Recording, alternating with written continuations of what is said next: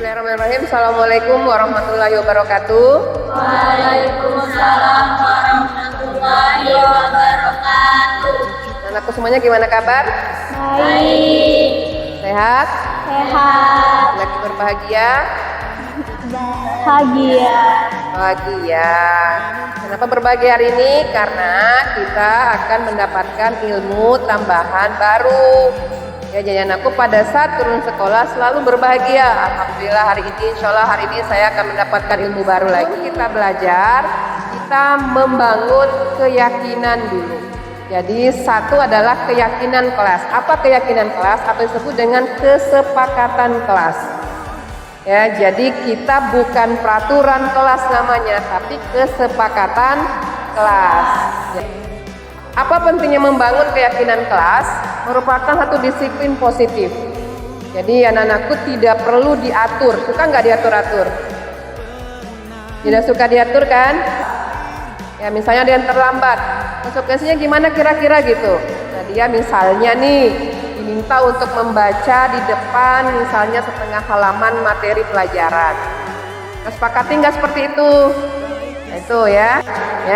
Apalagi? Sopan santun kepada guru dan tidak berisik saat guru menjelaskan. Menjaga sopan santun.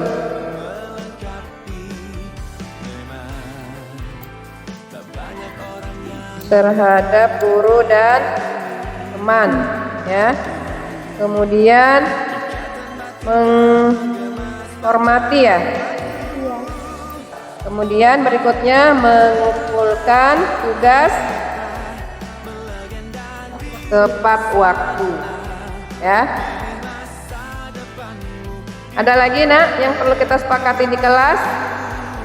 Kesepakatan kita, ya, 6 kesepakatan kita supaya kita semuanya nanti tetap mengingat, ya. Mungkin di antara anakku semuanya ada yang punya bakat membuat poster. Ada nggak? Jadi nanti kita tempel di kelas, jadi semuanya ingat. Kalau tidak ditempel di kelas kan nanti lupa baca. Tadi Bu sudah menyimpulkan untuk keyakinan kelas, ya terima kasih semuanya. Kemudian untuk konsekuensi dari kesepakatan ini, silakan nanti diberikan usulan ke sekretaris kelas, ya untuk membuat list daftar konsekuensi dari 8 keyakinan kelas yang sudah kita sepakati. Assalamualaikum warahmatullahi wabarakatuh. Waalaikumsalam warahmatullahi wabarakatuh. Kita menyatukan semua mereka yang selalu ragukan dirimu. Bismillahirrahmanirrahim. Assalamualaikum warahmatullahi wabarakatuh. Waalaikumsalam warahmatullahi wabarakatuh. Selamat siang Bapak Ibu. Salam sejahtera bagi kita semua. Yang kami hormati Ketua Pokja IKM Dinas Pendidikan dan Kebudayaan Provinsi Kalimantan Timur, Bapak Dr. Laode Basmudin SSI. Yang kami hormati Ibu Andi Siti Jamilah AKPMPD sebagai narasumber pada siang hari ini, dan Bapak Ibu guru yang kami hormati. Untuk memulai webinar kita pada hari ini, marilah bersama-sama kita mengucap berdoa masing-masing sesuai dengan kepercayaan kita masing-masing. Berdoa dimulai. Ada makna yang kan terungkap tentang perjalanan yang berat untuk kita. Berdoa dicukupkan. Baik Bapak Ibu, selanjutnya akan ada sambutan dari Ketua Pokja IKM Dinas Pendidikan dan Kebudayaan Provinsi Kalimantan Timur kepada Bapak Apoteker Laode Basmudin SSI. Disilahkan. Terima kasih. Bismillahirrahmanirrahim. Assalamualaikum warahmatullahi wabarakatuh. warahmatullahi wabarakatuh. Waalaikumsalam warahmatullahi wabarakatuh. Selamat siang dan salam sejahtera buat kita semua. Salam sehat, rahayu, puji syukur kehadirat Allah Subhanahu wa Ta'ala, Tuhan yang Maha Esa yang hari ini memberikan kita kesehatan, nikmat, sehingga kita bisa hadir saling membersamai di ruang Zoom pada siang hari ini dalam rangka mengikuti diseminasi penerapan budaya positif bagi guru SMK yang dibawakan oleh guru kita Bu Andi Siti Jamilah. Semoga menjadi manfaat berkah buat kita semua. Salawat dan salam tanpa pula kita aturkan kepada Nabiullah Muhammad SAW yang mengajarkan kepada kita arti hidup dan kehidupan. Yang saya hormati Bu Andi Siti Jamilah yang hari ini selaku calon guru penggerak yang akan menyampaikan, membagi gagasan, informasi terkait bagaimana proses pembelajaran yang pada kurikulum kita yang sekarang adalah diarahkan untuk bertumpu pada peserta didik. Yang saya hormati Bapak Ibu guru, utamanya guru-guru yang tergabung dalam Rukun Bidang Kesehatan yang sudah ikut bergabung di siang hari ini.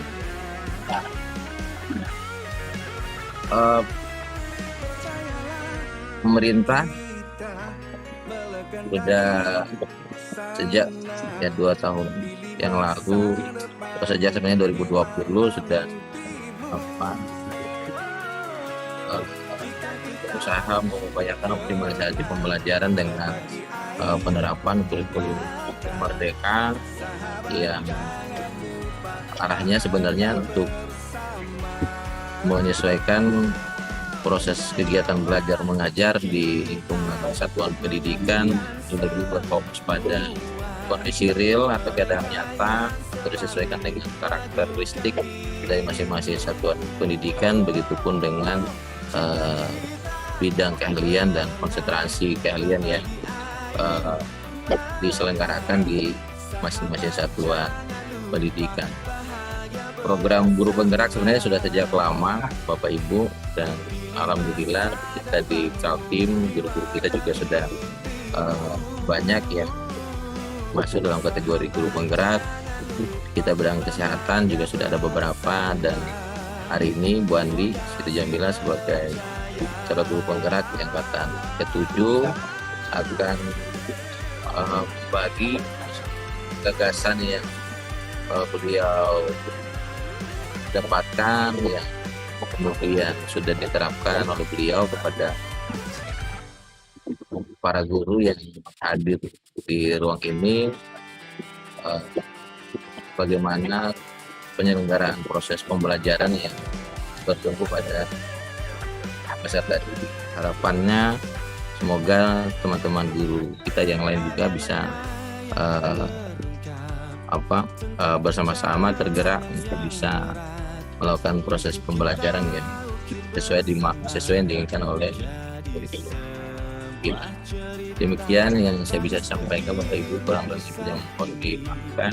Wabillahi taufiq wal hidayah. Wassalamualaikum warahmatullahi wabarakatuh. Waalaikumsalam warahmatullahi wabarakatuh. Terima kasih kepada Bapak Apoteker Laode Kasmuni SSI atas sambutannya. Baik, Bapak Ibu, untuk selanjutnya kita akan mendengarkan materi yang akan disampaikan oleh Ibu Andi Siti Jamilah AKP MPD terkait definisi guru penggerak. Kepada Ibu Andi Siti Jamilah AKP MPD, disilakan. Ya, terima kasih Bu Bapak. Bismillahirrahmanirrahim. Assalamualaikum warahmatullahi wabarakatuh. Alhamdulillahirrahmanirrahim. Segala puji hanya kepada Allah Subhanahu wa Ta'ala yang memberikan kepada kita semuanya nikmat iman dan kesehatan, sehingga pada siang ini dalam acara webinar Destinasi Penerapan Budaya Positif pada guru penggerak untuk guru SMK bidang kesehatan Provinsi Kalimantan Timur. Ya, itu harapannya kita terapkan ke anak kita. Bu Bapak, untuk berikutnya adalah keyakinan kelas yang ketiga. Kemudian nilai-nilai kebajikan. Jadi pada keyakinan kelas itu adalah merupakan bagian dari nilai-nilai kebajikan yang akan diterapkan ke anak kita. Dan berikutnya adalah pemenuhan 5 kebutuhan dasar manusia. Jadi yang namanya budaya, namanya pembiasaan, kita juga perlu mengetahui, memahami apakah selama anak kita di sekolah terpenuhi 5 kebutuhan dasarnya. Yang berikutnya adalah 5 posisi kontrol. Yang berikutnya adalah segitiga restitusi. Nah, ini adalah ada 6 poin yang merupakan budaya positif yang kita terapkan di sekolah, yang harapannya nanti apabila ke-6 poin ini tercipta di sekolah, maka terbentuk yang namanya budaya positif. Kita nanti akan lihat satu persatu pembahasannya. Yang pertama adalah perubahan paradigma dari stimulus respon. Ya, jadi kita membentuk paradigma kita, cara berpikir kita, konsep kita ya, tentang stimulus respon. Ya. Seorang psikiater ya, belajar dalam kontrol teori yang di kemudian hari berkembang dan dinamakan choice theory, meluruskan beberapa miskonsepsi tentang makna kontrol. Ini kita luruskan bersama, apa sih yang dimaksud dengan kontrol, apakah sejatinya kontrol yang selama ini kita terapkan ke anak kita, apakah itu yang dimaksud kontrol di dalam teori choice theory. Yang kedua, bagaimana seseorang bisa berubah dari paradigma stimulus respon kepada pendekatan teori kontrol.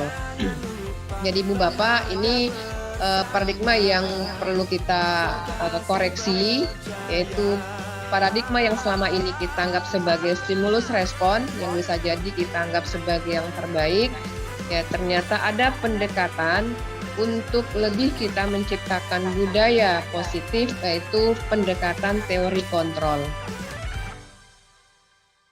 Di antaranya adalah bahwa dalam teori kontrol itu bagaimana kita berpikir tentang manusia. Ya, jangan lupa bahwa siswa kita adalah manusia yang tentunya mempunyai kebutuhan, ya, yang mempunyai harapan dan mempunyai cita-cita. Yang berikutnya, bagaimana seseorang bisa berubah dari paradigma stimulus respon kepada pendekatan teori kontrol. Nah, inilah yang diharapkan kita bisa merubah cara berpikir kita atau paradigma berpikir kita atau konsep berpikir kita tentang stimulus respon. Berikutnya, siapakah yang sesungguhnya memegang kontrol atas diri orang lain? Nah, ini juga perlu Bapak kita memahami apakah siswa-siswa kita adalah pemegang kontrolnya di kita, atau apakah diri sendiri kita pegang kontrolnya oleh orang lain. Nah, ini yang perlu juga kita pahami bersama. Kemudian berikutnya adalah disiplin positif. Konsep disiplin positif merupakan unsur utama dalam terwujudnya budaya positif yang kita cita-citakan di sekolah-sekolah kita. Dalam budaya kita, makna kata disiplin dimaknai menjadi sesuatu yang dilakukan seseorang kepada orang lain untuk mendapatkan kepatuhan. Kita cenderung menghubungkan kata disiplin dengan ketidaknyamanan. Ya, jadi untuk disiplin, ya cara berpikir kita bahwa selama ini yang namanya disiplin adalah tepat waktu, ya disiplin yang selama ini kita terapkan di sekolah, itu mungkin perlu kita evaluasi lagi apakah itu yang dimaksud disiplin yang sesungguhnya. Untuk menjadi seorang murid, seseorang harus paham betul alasan mengapa mereka mengikuti suatu aliran atau ajaran tertentu. Sehingga motivasi yang terbangun adalah motivasi intrinsik, bukan ekstrinsik. Inilah yang dimaksud dengan disiplin diri. Jadi self-disiplin inilah yang diharapkan kita sebagai pendidik atau yang merupakan cita-cita dari pembelajaran berfokus pada siswa. Berikutnya nilai-nilai kebajikan universal, yaitu nilai-nilai kebajikan adalah sifat-sifat positif manusia yang merupakan tujuan mulia yang ingin dicapai setiap individu. Seperti yang telah dikemukakan oleh Dr. William Glasser dalam teori kontrol, nyatakan bahwa setiap perbuatan memiliki suatu tujuan. Nah, apakah ini bisa kita hubungkan? Artinya, apapun yang dilakukan oleh siswa kita itu mempunyai tujuan. Gitu. Jadi misalnya ya dia datang terlambat, apakah ada tujuannya gitu. Jadi misalnya dia mengerjakan tugasnya pun mempunyai tujuan. Sampaikan di sini bahwa setiap perbuatan memiliki tujuan. Kemudian dosen mengemukakan bahwa dengan mengaitkan nilai kebajikan yang diyakini seseorang, maka motivasi intrinsiknya akan terbangun sehingga menggerakkan motivasi dari dalam. Jadi nilai-nilai kebajikan ini yang dianggap sebagai satu motivasi intrinsik, artinya seseorang berbuat kebajikan itu diharapkan adalah dari motivasi intrinsik, motivasi yang muncul dari dalam dirinya, bukan motivasi ekstrinsik. Beberapa institusi atau organisasi pendidikan di bawah ini telah memiliki nilai-nilai kebajikan yang diyakini dan disepakati bersama. Salah satunya adalah nilai-nilai kebajikan yang ingin dicapai oleh setiap anak Indonesia. Yang kita kenal adalah profil pelajar Pancasila, dan itu adalah dikembangkan ya untuk menjadi sebuah nilai-nilai kebajikan di sekolah-sekolah. Kemudian Bapak berikutnya adalah motivasi perilaku manusia. Nah, ini juga hubungan dengan budaya positif. Jadi kita orang itu bisa melakukan budaya positif, tentunya kita harus memahami motivasinya. Ya, di sini ada menurut dosen ada 3 motivasi perilaku manusia. Motivasi yang pertama, tentunya seseorang melakukan sesuatu, motivasinya untuk menghindari ketidaknyamanan atau hukuman. Yang kedua, seseorang melakukan sesuatu dengan motivasi untuk mendapatkan imbalan atau penghargaan dari orang lain. Kemudian yang ketiga, seseorang melakukan sesuatu bisa jadi termotivasi untuk menjadi orang yang mereka inginkan dan menghargai diri sendiri dengan nilai-nilai yang mereka percayai. Nah, Ibu Bapak, dari 3 motivasi ini, mungkin Ibu Bapak bisa mencermati kira-kira mana yang menjadi motivasi intrinsik dan mana yang menjadi motivasi ekstrinsik. Ya, tentunya dari penjelasan tadi disampaikan bahwa budaya positif yang terlahir dari motivasi intrinsik. Jadi motivasi yang muncul dari diri anak kita sehingga mereka melakukan nilai-nilai kebajikan yang dimaksud tadi. Oke, kemudian yang berikutnya ya, ada juga istilah hukuman, konsekuensi, dan restitusi. Nah, di dalam ini ya sudah familiar Ibu Bapak ya mengenai hukuman ya. Jadi apa perbedaannya hukuman, konsekuensi, dan restitusi? Hukuman itu bersifat satu arah ya. Dari pihak guru yang memberikan dan murid hanya menerima suatu hukuman tanpa melalui suatu kesepakatan atau pengarahan dari pihak guru, baik sebelum atau sesudahnya. Nah, berbeda dengan konsekuensi. Kalau konsekuensi itu sudah terencana atau sudah disepakati, sudah dibahas dan setujui oleh murid dan guru. Itu perbedaannya sangat jelas apa itu hukuman dan apa itu konsekuensi. Nah, Ibu Bapak, kita bisa mengoreksi apakah selama ini yang kita jalankan adalah hukuman atau konsekuensi. Tetapi di pihak lain juga, ya, tadi sampaikan bahwa seseorang melakukan sesuatu, motivasi diantaranya adalah penghargaan. Nah, ini mungkin sering juga kita lakukan, ya, kita memberikan penghargaan pada sesuatu mungkin dengan anak kita, berikan hadiah, reward dan sebagainya. Ternyata di lain pihak dikatakan bahwa seseorang bisa terhukum karena adanya penghargaan tersebut.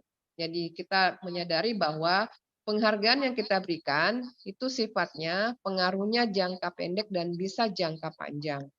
Juga penghargaan sifatnya menghukum. Ya, penghargaan juga mengurangi ketepatan. Penghargaan terkadang juga tidak efektif, bahkan bisa merusak hubungan, dan penghargaan juga bisa menurunkan kualitas. Jadi manakala tidak ada penghargaan yang diberikan, maka motivasinya itu turun gitu ya. Atau mungkin bahkan penghargaan itu sendiri bisa mematikan kreativitas. Nah ini Bapak semuanya ya, mungkin dari sini kita bisa melihat paradigma kita, ya stimulus respon tadi, salah satunya adalah pemberian penghargaan. Kemudian, Ibu Bapak, sekarang dikembangkan istilah restitusi. Apa itu restitusi? Yaitu proses menciptakan kondisi bagi murid untuk memperbaiki kesalahan mereka, sehingga mereka bisa kembali pada kelompok mereka dengan karakter yang lebih kuat. Itu menurut dosen. Restitusi juga merupakan proses kolaboratif yang mengajarkan murid untuk mencari solusi untuk masalah mereka dan membantu murid berpikir tentang orang yang seperti apa yang mereka inginkan dan bagaimana mereka harus memperlakukan orang lain. Nah, ini Ibu Bapak yang dikembangkan sekarang adalah bagaimana kita bisa membantu siswa kita memecahkan masalahnya atau keluar dari masalahnya dengan cara restitusi atau proses restitusi. Nah, ini tadi kita gambarkan kembali ya perbedaan antara hukuman, konsekuensi dan restitusi. Ya.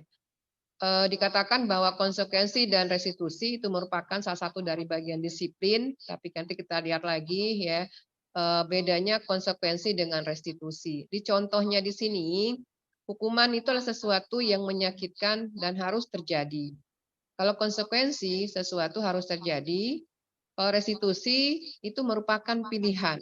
Jadi tadi di awal tadi saya jelaskan bahwa restitusi merupakan proses ya, pemecahan masalah yang solusinya nanti itu menjadi pilihan bagi anak kita. Kalau hukuman tidak nyaman untuk murid, anak untuk jangka waktu panjang. Tapi kalau konsekuensi tidak nyaman juga buat murid atau anak, ya. Tapi untuk jangka waktu pendek. Kalau restitusi itu menguatkan untuk murid atau anak dalam jangka waktu panjang. Nah ini Bu Bapak kira-kira perbedaan antara hukuman, konsekuensi, dan restitusi.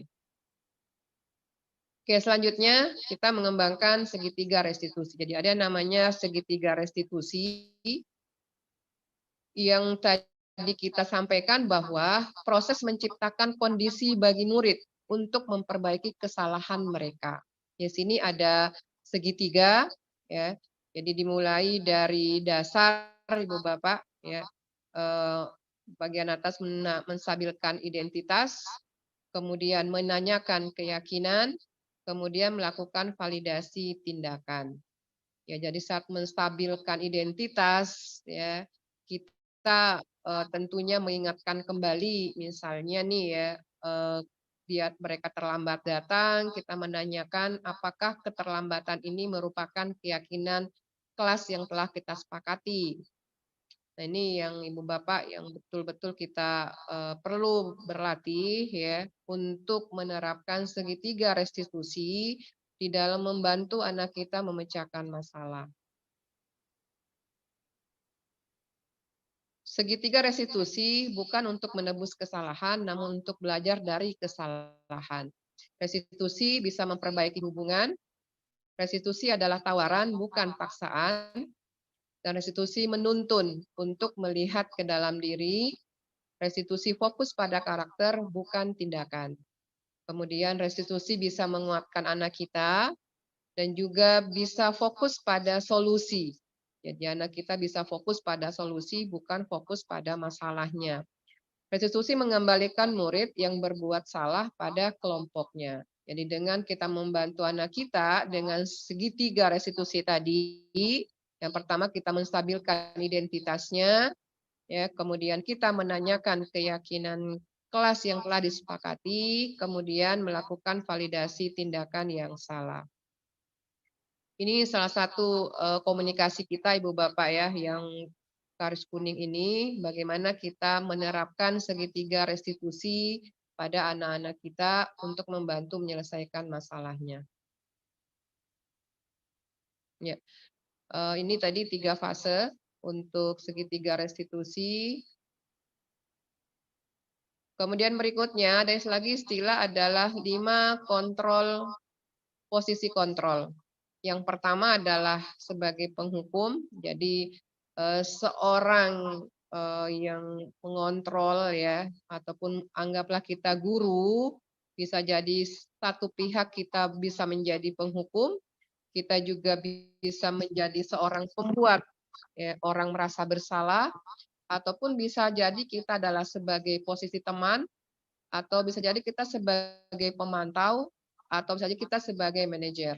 Bu Bapak, ini adalah 5 posisi kontrol yang sering kita gunakan untuk membantu anak kita dalam mengatasi masalahnya.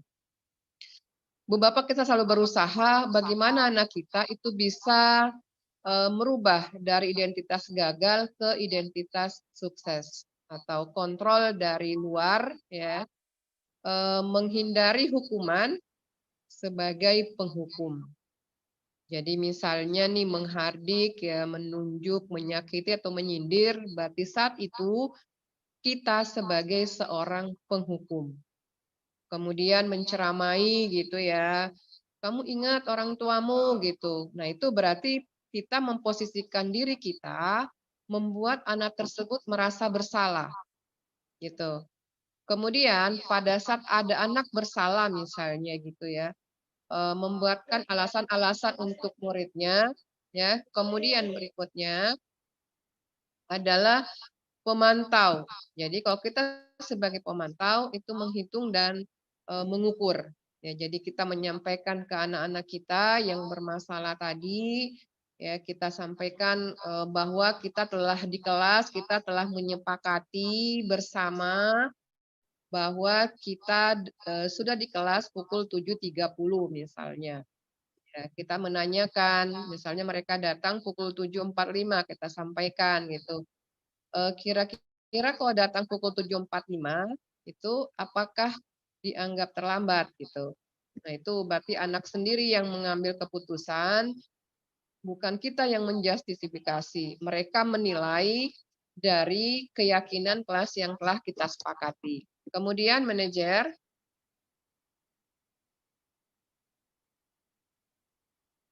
menghargai diri sendiri, yaitu mengajukan pertanyaan-pertanyaan. Nah, inilah harapan Ibu Bapak pada saat kita menjadi pengontrol ataupun sebagai guru, ya hendaknya kita berprofesi sebagai pemantau atau sebagai manajer.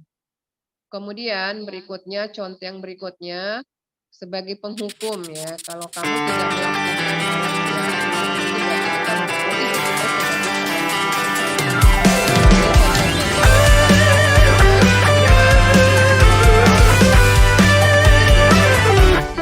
ada makna yang kan terungkap tentang perjalanan yang berat untuk kita ukir bersama.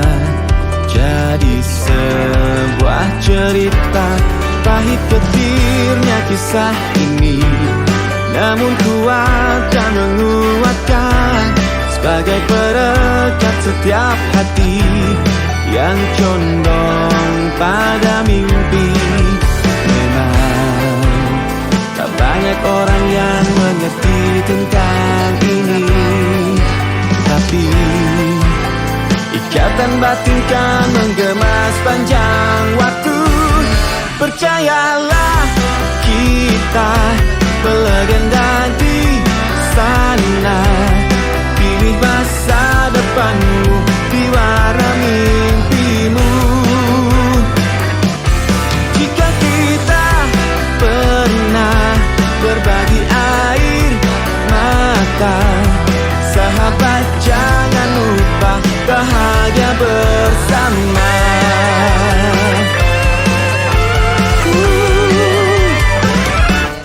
Baiknya sejenak renungkan, kita diciptakan berbeda. demi satu pesan yang sejuk, untuk saling melengkapi. Memang tak banyak orang yang mengerti tentang ini, tapi ikatan batin kan menggema sepanjang waktu. Oh, oh, percayalah, kita melegenda di sana. Pilih masa depanmu di warna mimpimu. Jika kita pernah berbagi air mata, sahabat jangan lupa bahagia bersama.